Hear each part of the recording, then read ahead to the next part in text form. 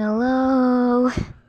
This is part 12 of Norman X Demon Listener. I don't know what else to say, so let's just get into the video. You were flying around just observing the kids. Emma, Ray, and Norman were just playing tag with the kids and hide and seek as well. You didn't really pay attention since you were still comprehending a few things what Sister Krona had said. Kids suffering. You think to yourself, but you didn't know what else to really do about it, but you think if you escape, you would bring some of the kids who are suffering. You were determined, but you knew if you did it, something bad might happen, so you have to leave those kids that are suffering behind. And Ray has a good point. He overheard Norman and Ray's conversation, saying that they shouldn't bring all the kids or else they'll end up dying. You think that he has a good point, as if he would bring everyone. It would be a problem, easily getting lost. Besides, they're just kids. How could they comprehend with the truth? And kids aren't good at keeping a secret, so you don't know what to choose. Leave them behind or just come back for them soon. Coming back would be a great option for you, but you don't know what else to think of. So you just fly towards the wall and just look at the big cliff, comprehending about it and how you could get everyone across from it. Emma already had an idea by doing like a zip line, and the kids were already training for it, which you were pleased with. But you are more worried about Mom. She used to live in Gracefield House after all. She could know more things that you don't. And so you just sat there, feeling lost and don't know what else to do. All you could think about was your brother as well. He said he would come back. Would he ever? You said to yourself. Unbeknownst to you, your brother was watching you from a distance. That idiot. Of course I'm going to come back for you, he said to himself. He also has wings as well. Also, he just carefully flew across, sneaking behind you, hugging you from behind.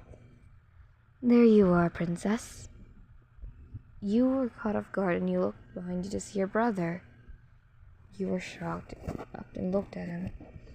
He was now about 14 years old. Now 2 years older than you are. You were confused and lost. You looked at him, doesn't know what to say. You don't know what to say. He looks at you and smiles. I know you're questioning why I'm here now, but I'll answer all your questions. And I'm sorry for leaving you behind, okay? But I know you're trying to escape with everyone. I overheard the conversation. You look at him and ask, how long have you been watching? He smirked. Like, I've been watching you actually for now. Oh, a week. You look at him and just pouted and asked, then why didn't you come back? Why didn't you tell me you were here? You said, and crossing your arms, feeling a bit angry. I know, but I wanted it to be a big surprise. He's okay. Besides that, I'm a bit concerned about you and that guy. You realize he was talking about Norman. And you told him that Norman's a good guy, that he would never hurt you. But he doesn't trust him that often, so he asked you to introduce your friends to him. Well, how about you introduce me to your friends later tonight? You ask later tonight? Why not now? You say. Your brother smirked. You're still so naive as ever. If we do it in the daytime, Isabella might get suspicious. You nod at an agreement, so you told them that just to meet them here.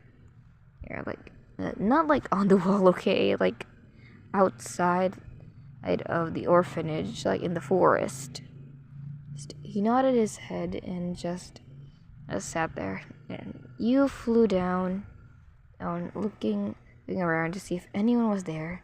No one was there except you. So you went back to the orphanage, and everyone looked like they just finished playing tag. You gathered the trio and told them that you want to introduce someone to them. Ooh, is it like a friend of yours? Is it someone that you care about? Norman? I mean, like Ray said, still focusing on reading a book. Yeah. Is it someone important to you? You nodded your head. Norman, stop being so frickin' jealous. She's your girlfriend and she would never cheat on you, okay? Stop it. Stop being so overprotective. I'm not even that overprotective, Emma. Oh, really? Then why did you beat Dawn to a pulp? You look at Emma and ask, what? Yeah, actually. You remember, like, I think it was a few days ago, you and Dawn were, like, playing hide and seek, and Dawn just accidentally, like, touched your hand. And I know you're not into Dawn, he's not into you, but Norman beat him up to a pulp. It wasn't that bad, was it? Norman, you literally got him into the infirmary. Time skip later tonight.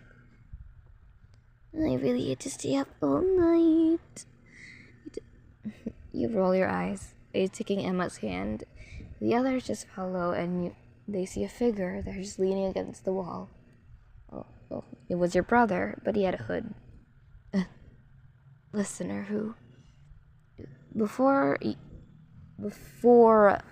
Norman finished his sentence, he ran up to him and hugged him, calling him brother. Your brother takes off your hood, looking at you, and then the trio. He formally introduced himself as Suyaka.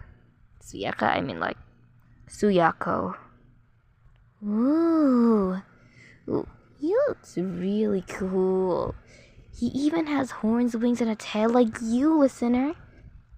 You were right. He's an exact replica of you, but as a boy and way older. Of course. And how was he? You told him that your brother there did not live in the orphanage, instead lived in the wild. Both of you used to live in the wild. They start to question your brother and ask him more things, like they ask him about the outside world. He was answering their questions carefully and noticed Norman. So you're dating my sister, huh? Yes, I am dating your sister. Listen here, kid. If you break your heart, I'm going to literally snap you in half. Yes, sir, I guess. Good, your brother says with a calm smile. Well, I better go, and I gave you the information I have. If you want, you can meet me here later tonight or tomorrow. Wait, you're going to be here tomorrow too? Well, I'm going to watch over my sister, of course. Okay. To be continued, I have school tomorrow. Sorry, and goodbye.